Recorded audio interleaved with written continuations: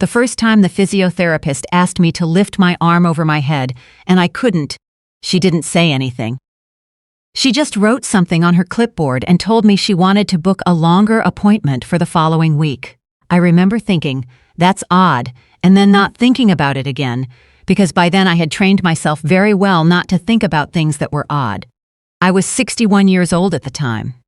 I'd been a widow for 3 years before that and married again for 2. People love to say that grief makes you vulnerable. They say it kindly at first, the way you'd warn someone about ice on the front steps. What they don't tell you is that vulnerability has a smell to it, the way fear does to a dog, and there are men who can find it from across a room. I met him at the Ukrainian Hall on Louis Street, at a fundraiser dinner for the curling club roof.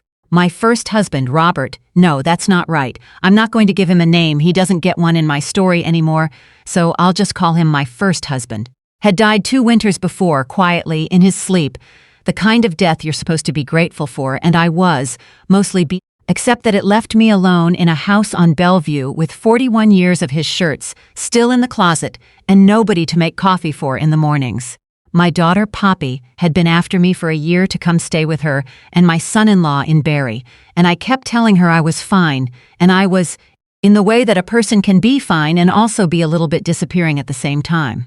He came over to my table with 2 plates of pierogies because he'd noticed I was on my own, and he had this way of listening.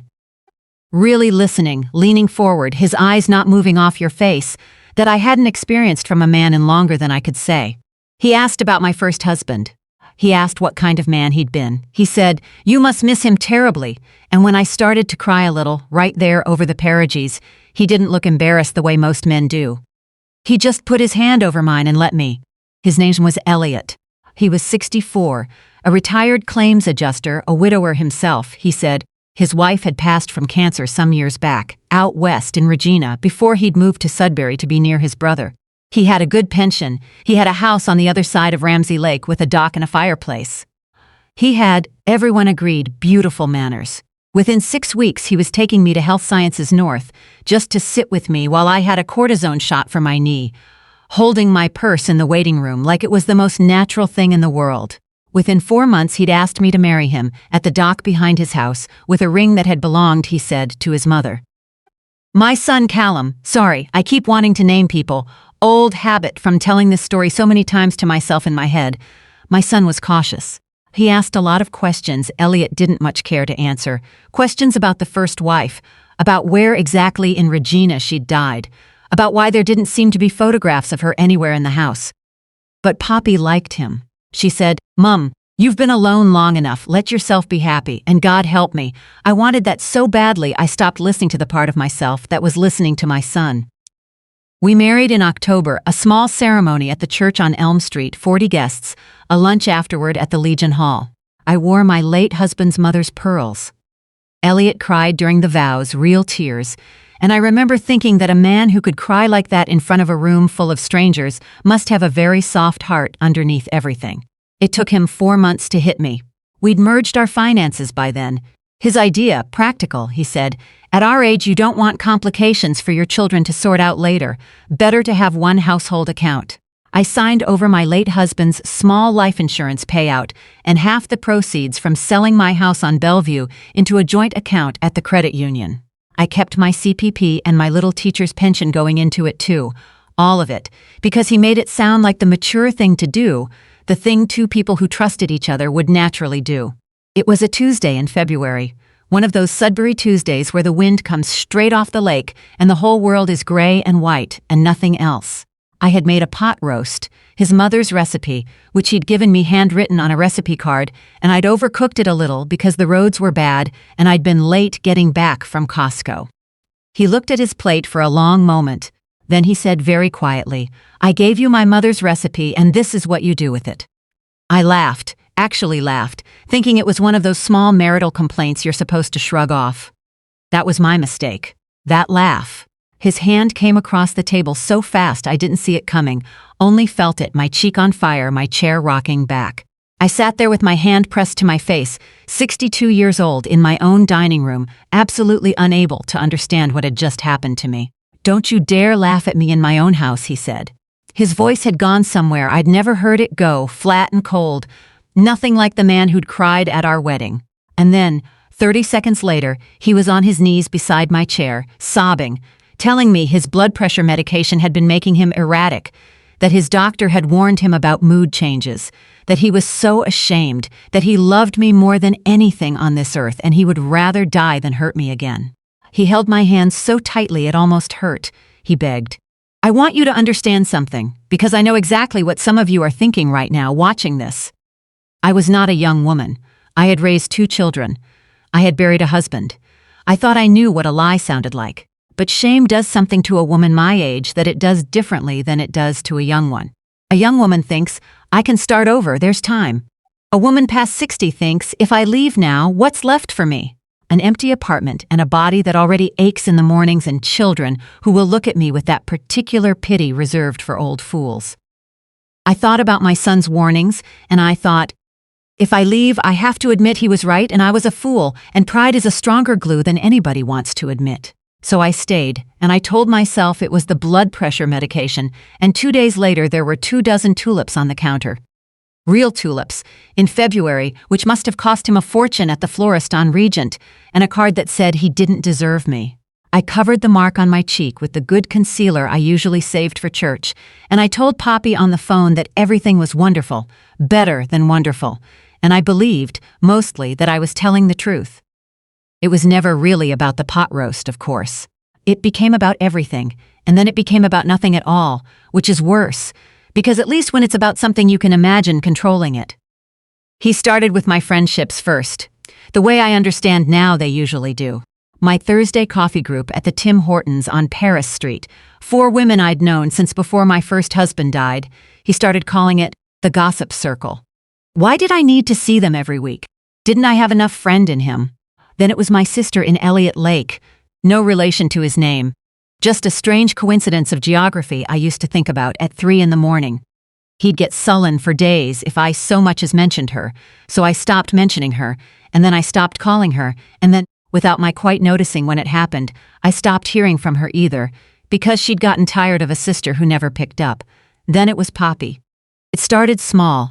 Do you really need to drive to Barrie again this month on those roads at your age? And became, within a year, a full campaign. He'd develop a headache the morning I was meant to leave, or the car would mysteriously need to go to the shop, or he'd remind me, gently, sorrowfully, how much it hurt him that I'd rather be with my daughter than with him. Eventually, I stopped going. I told Poppy I was tired, told her my hip was bothering me. I became, without meaning to, an excellent liar to the one person I should have told the truth to first. The money went the same way the friendships did, slowly and then all at once. He took over paying the bills, again practical, he said. He'd handled the finances his whole career, why should I trouble myself? I stopped having my own debit card.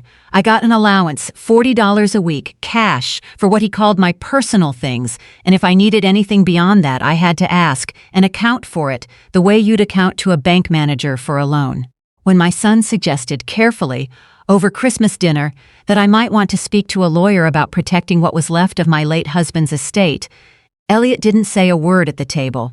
He waited until we were home.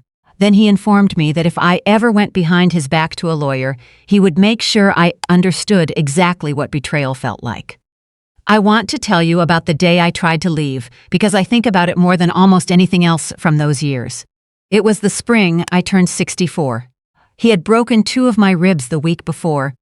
I'd told the walk-in clinic doctor I'd slipped on the back deck, which still had ice on it in April, which was at least plausible. That's the terrible genius of an abuser who's paying attention. He always leaves you a plausible lie, and something in me finally cracked open. While he was at his Wednesday Legion oiker a night, I packed 1 suitcase, took the emergency $200 I'd been hiding in a tampon box under the bathroom sink for 8 months, and drove myself to the Journey's End Motel out by the highway, the kind of place where nobody asks your name twice. I felt, for about 6 hours, something close to joy.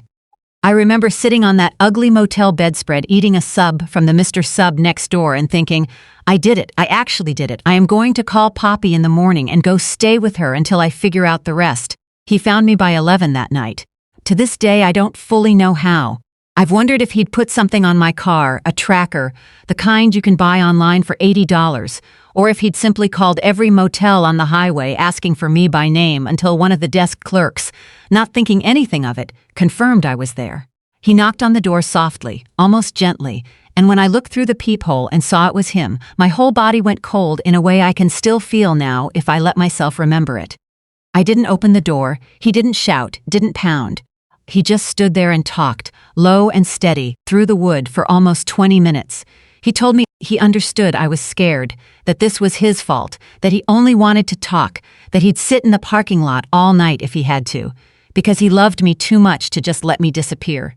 He told me our life together, everything we'd built, all of it would be gone if I didn't come out and talk to him like an adult. He told me, and this is the part I still hear some nights, that if I really left him, really went through with it, he would make sure Poppy and Callum understood exactly what kind of woman their mother really was. He said he had photographs on his phone, taken while I slept, that could be sent to anyone he liked. I don't know to this day if that was true. I have never stopped wondering, and I think that not knowing was exactly the point. I opened the door. He drove me home in his car, my own car left behind in that motel parking lot, until he arranged to have it picked up 2 days later, and that night, once we were back inside the house with the door locked, he beat me worse than he ever had before, and told me, with his hand around my throat, that if I ever tried anything like that again, he would make sure nobody ever found me at all. After that, I stopped believing there was a door out. I want you to understand what that does to a person, that particular kind of stopping. It isn't dramatic. There's no scene.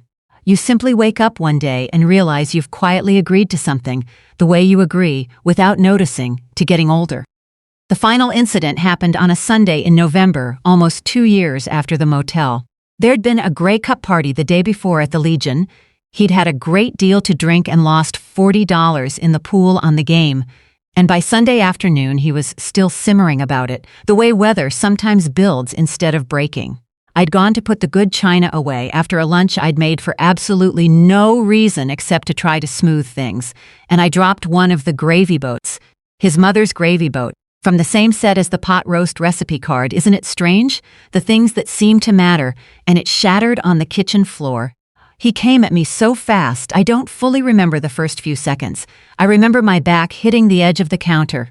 I remember him saying something about how I ruined everything I touched, how his mother's things weren't safe with a careless old woman like me. And then I remember the floor, and then I remember very little at all, until I was in the passenger seat of his car. Not the back this time, the front, sitting up, because he needed me to look convincing when we arrived, and he was talking to himself under his breath, working out the story. The basement stairs, he decided.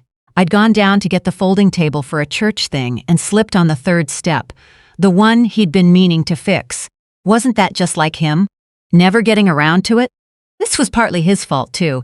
He'd tell them that it would make the story better if he blamed himself a little. I remember thinking, through the fog and the pain in my ribs and the taste of blood at the back of my throat, that we didn't even have a folding table stored on the basement stairs. Nobody would ever check that detail. But I remember thinking it anyway, holding on to that small useless fact like it was a life ring. Health Sciences North on a Sunday afternoon in November is not quiet.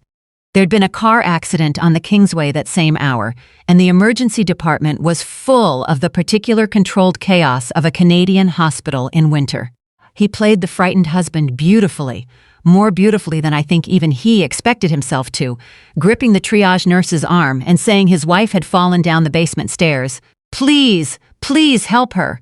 And I sat in a wheelchair with my ribs screaming, and my vision doubled from where my head had hit the counter, and I said nothing at all, because saying nothing had become by then the only skill I had left.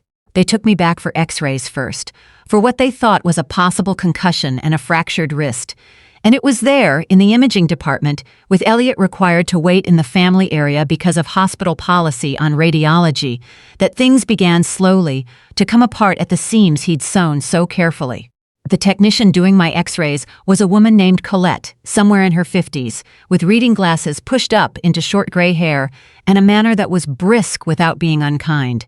She was quiet while she positioned my arm for the wrist films, and then, while we waited for the images to load on her screen, she asked, in the same flat, professional voice she'd used to ask about allergies, "Mrs., has anyone hurt you before at home?"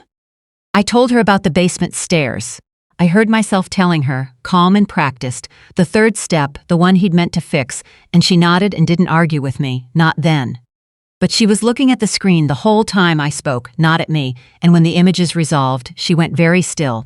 "This wrist has been broken before," she said. "Maybe 8-9 months ago.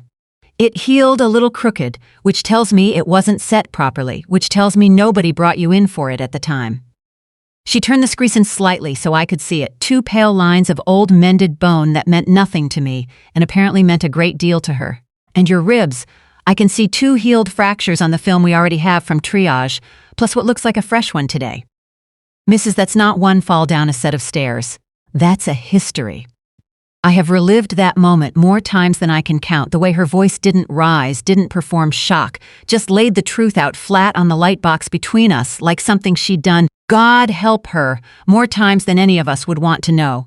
I started to say something about being clumsy, the same tired script I'd been reciting in my head for years, and she cut me off, gently but completely.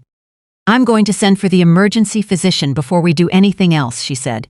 "You don't have to say a single word to me you're not ready to say. But you're not walking back out to that waiting room alone with him, not today. That's not a suggestion. That's hospital protocol, and I'm invoking it." The physician who came, a younger man, Dr. Okafor. I remember the name because I remember thinking, absurdly, in that moment, how strange it was to be learning a stranger's name at the exact instant my whole life was quietly ending and beginning at the same time. Asked to see me alone as well, and this time, when he asked what had happened, I looked at the crooked, healed bone glowing on that screen, small, undeniable medical fact that had nothing to do with anyone's feelings or anyone's version of events, and something in me simply gave way. "He did this," I said. My voice barely sounded like mine. "My husband did this, all of it, for years." Once I said it the first time, I couldn't seem to stop. The words came out of me in a way I hadn't allowed since long before that Tuesday with the pot roast, tumbling over each other, out of order, out of breath. Dr. Okafor didn't interrupt. He let me finish, and then he told me, very simply, that I was safe now, that hospital security had already been informed, that a social worker was on her way down, and that under no circumstances would I be discharged into that man's care that day. When Elliot was finally told he'd need to wait in a different area, that hospital protocol didn't permit spouses in with patients during certain assessments. I watched, through the crack in the curtain, the exact moment his face changed. It wasn't dramatic. He didn't shout. He just went very still, the way a man does when he's doing arithmetic very fast in his head and doesn't like the answer he's getting. He said something about how ridiculous this was, how his wife was clumsy, always had been, ask anyone, and the security guard, an enormous, patient young man named Tremblay, whose name tag I stared at for a long time while he stood between me and the curtain, said only, "Sir, I'm going to need you to have a seat in the family lounge," and that was the whole of it. No fight, no scene. Just a man in a hospital chair, understanding, for the first time in years, that he had run out of control over what happened next. The social worker's name was Denise.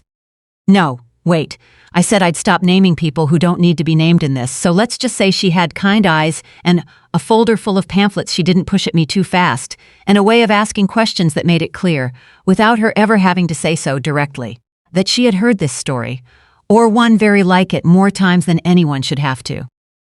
She called the police for me, though she was careful to say I didn't have to decide right then whether to press charges, only to let them document what had happened while the evidence was fresh. The 2 Greater Sudbury police officers who came, a woman named Constable Marchetti and a younger fellow whose name I never quite caught, photographed the bruising along my ribs and the back of my head, took my statement in a small, private consultation room with a box of tissues that had clearly seen a great deal of use, and told me, plainly, that between the medical documentation of old and new fractures, my statement, and, this surprised me, text messages Elliot had apparently sent his brother over the years, half joking, half boasting, about keeping the old girl in line, there was more than enough for an arrest. He was arrested that same evening in the family lounge, in front of a room full of strangers waiting on news of their own loved ones. I wasn't there to see it. I was told, later, that he asked, almost plaintively, whether he could at least go home and feed the dog first. I want to tell you something about calling my daughter that night, because I think it might be the part of this story that matters most to anyone watching who's afraid to make that call themselves. I dialed Poppy's number with my one good hand, my other wrist in a temporary splint, and when she picked up and heard my voice, she knew, before I'd said more than a sentence, that something was terribly wrong. I heard her start to cry before I'd even finished explaining. Not angry crying. Not the pity I'd spent 2 years dreading. Just grief and relief tangled together so tightly she could barely get words out between them. "Mum," she said, when she could finally speak, "we're getting in the car right now." They were at Health Sciences North by 11:30 that night, my daughter and son-in-law, having driven 3.5 hours on the 400 and the 69 in the dark without stopping. My son flew up from Ottawa the next morning. My daughter held my good hand the whole first night I stayed in hospital for observation, and somewhere around 2 in the morning, when I finally worked up the courage to apologize for not telling her, for the years of lies about my hip and the bad roads and being too tired for a visit, she just shook her head and said, "You don't owe me an apology. You survived. That's all that ever mattered to me." The Crown attorney who took my case, a sharp, patient woman named Fern Bellamy, warned me early on that his defense would likely try to paint me as a confused, forgetful old woman, unreliable, perhaps even the aggressor myself. She'd seen it before, she said, in cases involving older victims, this particular cruelty of using a person's age against them twice, once by the abuser and once again in the courtroom. She was right. His lawyer, in a suit that looked more expensive than anything in my closet, spent a good portion of his cross-examination suggesting, with exquisite politeness, that a woman my age might simply be misremembering, might be confusing normal marital friction with something more sinister, might, given my grief over my first husband, have been looking for drama, for attention, for a story. I sat in that witness box in the Sudbury Courthouse on Larch Street with my splinted wrist finally healed and my ribs finally quiet, and I answered every single question as steadily as I could manage. When his lawyer asked me, with that same maddening politeness, why on earth I hadn't simply left the first time he'd struck me, I looked past him, at the jury, at 12 strangers who would decide what my last years were worth, and I said the truest thing I think I have ever said out loud. I am 64 years old. I had already buried one husband. I believed, God forgive me, that a woman my age doesn't get to start over twice. He knew that about me before I even fully knew it about myself, and he used it. That is not confusion. That is exactly how it works. The jury deliberated for a day and a half. When they came back, they found him guilty on all counts. Assault causing bodily harm. On 2 separate occasions we could prove evidence, and forcible confinement for the night at the motel, which Constable Marchetti's colleagues had managed, remarkably, to corroborate through the motel's old paper guest ledger and a desk clerk who still remembered. 3 years later, the frightened woman in room 14. The judge sentenced him to 7 years, with a lifetime no-contact order once he's released, and a formal notation that will follow him if he ever tries to marry again without disclosing his record. It wasn't everything. Some days, if I'm honest with you, it doesn't feel like enough at all, not when I think about what those years cost me. The friendships that never quite came back the same way, the 8 years of my pension that vanished into an account I never had access to. The version of myself who used to laugh easily and now still, sometimes flinches at raised voices in a Legion Hall, but some days it feels like exactly enough, because it is real and it is over, and I am the one who is still here. I sold the house on the lake. My lawyer, thank God, managed to claw back a fair share of what remained after everything he'd tried to hide or transfer before his arrest. And I bought myself a small condo near the hospital, close enough that I can walk to my physiotherapy appointments. Close enough that Colette, if I ever ran into her at the Tim Hortons on Paris Street, would recognize me not as a bruised woman in a wheelchair, but as a neighbor buying 2 coffees, one for herself and one for the daughter who now visits every second Sunday without fail. I go to a support group on Wednesday evenings at the community center, a small circle of women, most of us over 50, a few of us well past 70, and none of us ever asks anyone why she stayed as long as she did, because every one of us in that room already the answer lives somewhere different in each of us.